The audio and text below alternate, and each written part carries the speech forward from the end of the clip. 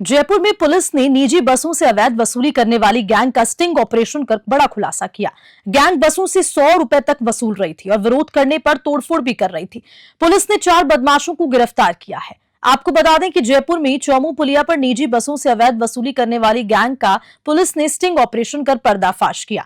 Gang 15 सालों से हर महीने 10 लाख रुपए तक वसूल रही थी। बदमाशों के विरोध पर बसों पर हमला कर पत्थरबाजी की जाती थी और ड्राइविंग कंडक्टर से मारपीट भी होती थी। डीसीपी वेस्ट अमित कुमार के अनुसार पुलिस टीम ने गोपनीय तरीके से गैंग की रिकॉर्डिंग कर साक्ष्य इकट्ठे किए और 4 बदमाशों को गिरफ्तार किया। वसूली का पैसा भी बर्बाद हुआ है।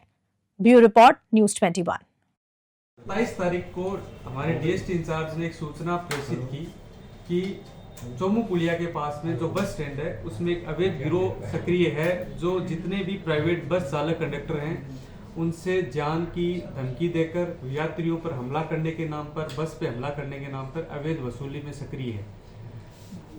डीएसटी इंचार्ज ने वहां मौजूद जितने भी बस चालक कंडक्टर हैं कईयों से बात करने की कोशिश की, मुकदमे के लिए उन्हें कहा कि अगर इस तरह की बात है तो वो मुकदमा दर्ज कराएं, लेकिन बस चालक कंडक्टर ने दहशत के भय से और इस गिरोह के लंबे सालों से सक्रिय होने के भय से इस तरह का शिकायत दर्ज कराने से आनाकानी की। सूचना की प्रकृति संवेदनशील होने के कारण डीएसटी इंचार्ज ने ये सूचना मुझे प्रेषित की। सूचना की प्रकृति को ध्यान में रखते हुए भाखरोटा में पदस्थापित सुरेंद्र सब इंस्पेक्टर को हमने एक टीम बनाकर, जिसके सहायतार्थ सागर कांस्टेबल और नीरू पांडे कांस्टेबल, इन दोनों को नियुक्त किया और एक गोपनीय टीम का गठन किया गया।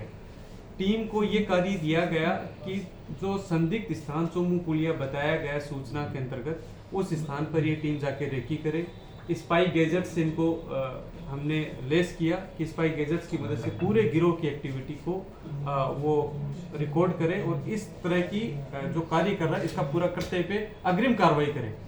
इसी चीज पर आगे सुरेंद्र सब इंस्पेक्टर के नेतृत्व में जो टीम बनाएगी उसने अगले 2 दिन तक लगभग 48 घंटे के आसपास पूरे उस जगह की रेकी की। जितने भी तकनीकी साक्ष्य वहां पर मौजूद थे वो लिए, इनकी समस्त एक्टिविटी को रिकॉर्ड किया। इस क्रम में ये तथ्य सामने आया कि ये संगठित गिरोह लंबे समय से कार्यरत है और इसमें पारी वाइज, शिफ्ट वाइज ये लोग कार्य करते हैं, जिसमें जितने भी बस कंडक्टर हैं उनसे अवैध वसूली करते हैं और अगर उन्होंने वसूली नहीं दी तो उनको जान से मारने की धमकी और उनकी बसों पर हमले किए जाते हैं। इस पूरे रेकी के दौरान इनकी वीडियो रिकॉर्डिंग की गई, इनकी शिफ्ट वाइज जितने भी लोग थे उनकी फोटो, इन सब से इन गिरोह के बारे में और अधिक पड़ताल शुरू हुई। कल फिर टीम ने एक्शन लेते हुए इस सारे गिरोह को पकड़ना शुरू किया। इसी क्रम में अभी तक 4 लोगों को गिरफ्तार किया गया है, जिसमें 3 वो लोग हैं जो अलग अलग शिफ्ट में कार्य करते थे और एक व्यक्ति भगवान सिंह वो है जिसके अंतर्गत ये कार्य करते थे। भगवान सिंह को सिक्कर से दस्तयाब करके यहाँ लाकर गिरफ्तार किया। अन्य एक साथी है इनका राजेंद्र उर्फ विजू, जो मूलतः नागौर का रहने वाला है लेकिन वर्तमान में झोटवाड़ा में रहता है, ऐसा सामने आया। उसके लिए पुलिस टीमें जगह जगह दबिश दे रही है। अभी तक हमारा जो अनुसंधानिक आरंभिक अनुसंधान हुआ, जिसमें एफआईआर दर्ज करके विमलेश सब इंस्पेक्टर को अनुसंधान दिया गया, उसके क्रम में तथ्य सामने आया है कि ये गिरोह प्रतिदिन सिर्फ इसी पॉइंट से 20 से 30 हजार रुपए की पर डे वसूली कर रहा है। महीने की 8 से 10 लाख रुपए की वसूली कर रहे हैं, जिसके तकनीकी साक्ष्य भी हम लोगों को मिले।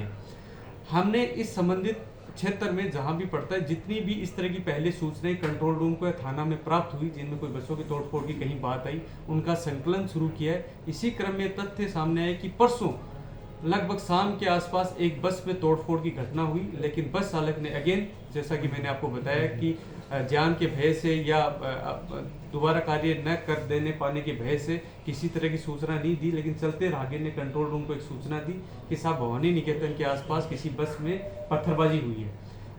वो बस निकल गई। पुलिस को, चूंकि पुलिस लगातार इस गिरोह पे कार्य कर रही थी, अभी हमने 4 लोगों को गिरफ्तार किया। गिरोह के अन्य सदस्य की पत्थर मारने वाले इन्होंने कौन हायर कर रखे थे, उनके बारे में अभी जांच जारी, अनुसंधान किया जा रहा है।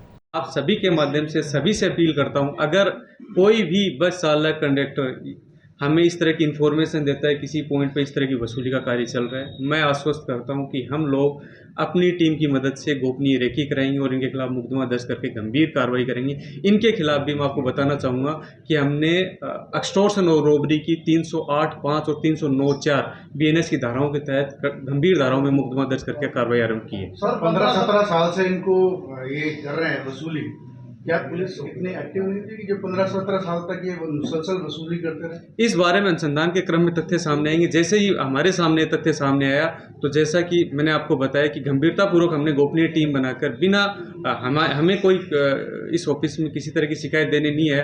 हो सकता है थानों में कोई शिकायत गई हो, उसकी भी हम जांच करवा रहे हैं और इसके लिए भी एक गंभीर जांच की जाएगी। लेकिन जैसे ही सूचना आई हमने इस पूरे गिरोह की रेकी करके पूरे गिरोह को एक साथ उठाया। सर, कोई पॉलिटिकल कनेक्शन या कोई रसूख, जैसा क्योंकि लंबे समय से कर रहे हैं तो लाखों रुपए की हर महीने हर साल वसूली होती है, तो क्या ये आगे भी कहीं कोई कनेक्शन इनके जुड़े हैं? अभी तक का इसी तरह का कोई चीज़ तथ्य सामने नहीं है। संभवतः वर्षों तक, इतने सालों तक काम करने के कारण शायद ये सामान्य मान लिया गया जो इस तरह की वसूली हो रही थी। और जिस तरह बस चालकों पर बार बार हमले हुए, गाड़ियों पे हमले हुए, जिन गाड़ियों में सवारियां शामिल हैं उन पे हमले हुए, बच्चे भी हैं उनमें, वृद्ध भी हैं, महिलाएं भी हैं, उनमें इस तरह की तोड़फोड़ करना निश्चित रूप से एक आम जन की सुरक्षा के साथ तो खतरा ही है, बल्कि कानून का खुला उल्लंघन करना है, तो निश्चित तौर पे गंभीर करते था। अभी तक जो तथ्य सामने है उसमें चूंकि अभी हमारी जब इन लोगों से आरंभिक अनुसंधान के क्रम में तथ्य सामने आए, इनसे पूछताछ हुई तो इन्होंने भी कई बातें ऐसी बताई कि बस चालकों का जो झगड़ा होता है वो भी हम सेटल कराते हैं। तो किस तरह ये लोग पनप गए थे और किस तरह इन्होंने कानून को अपने हाथ में लेकर और अवैध वसूली का धंधा शुरू कर दिया था, तो निश्चित तौर पर गंभीर अनुसंधान करेंगे। इनके जितने भी करते हैं वो अनुसंधान के क्रम में सामने लेकर आएंगे।